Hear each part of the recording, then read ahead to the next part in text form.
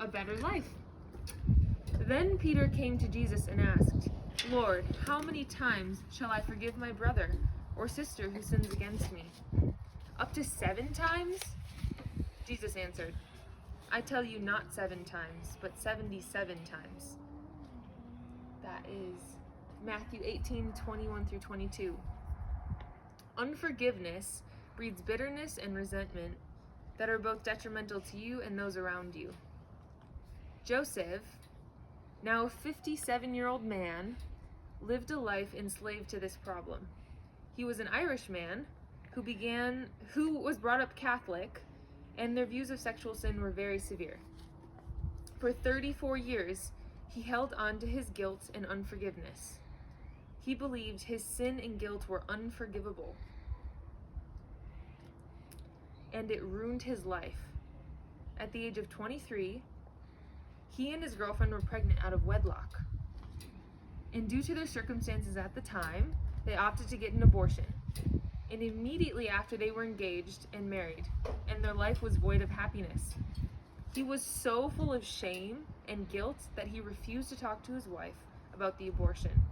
And when his health got bad, he thought he deserved to die. So much so that he had little to no involvement with his now 3 children. Eventually, 7 years had gone by without this husband and wife having sexual relations with each other. Even when she tried to reach out, inquire on feelings, and seek for help, Joseph couldn't bring himself to talk about the abortion for fear of hurting his wife's feelings. And more so, he blamed her for the abortion. And this crossed his mind 2 to 3 times every single day. In another story, a man called Mr. N, for the sake of privacy, had the same problem but in a much different way. Mr. N was close to his brother, and he looked up to him.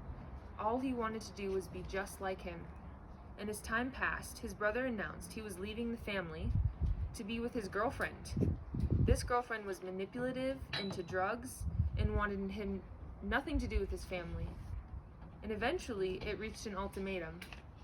And his brother had chosen the girl, and he left his family to be married.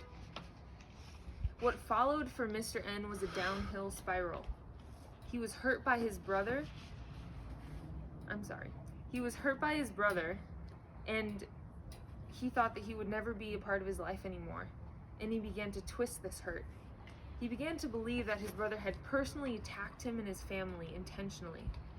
He grew anger and hatred towards his brother to the point that his core ached. In psychotherapy, it was recognized that Mr. N's unresolved anger towards his brother was causing him to feel resentment that led to depression, isolation, and physical health problems. And that's just a second story. There's another story that we're all probably familiar with, and it's the story of Jonah.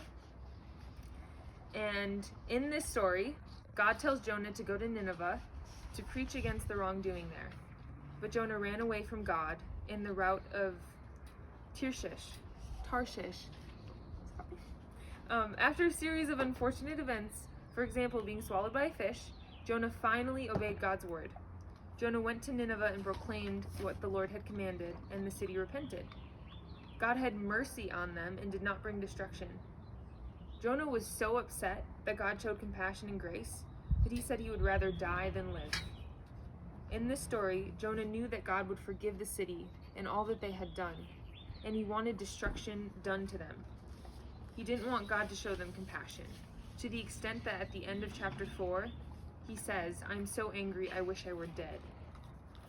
In these 3 cases of real-life people, they are not 1 in a million.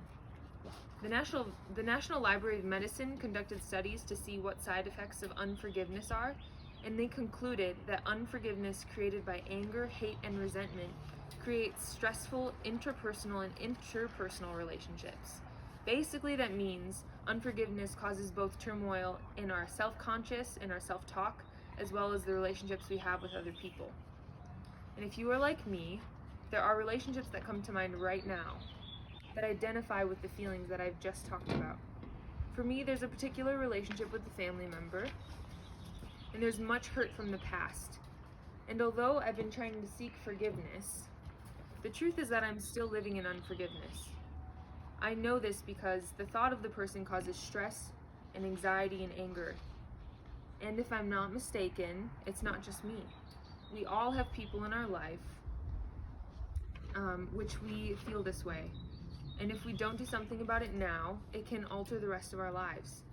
We can end up bitter, full of resentment, and depressed about ourselves and those around us. So what do we do about it? We forgive.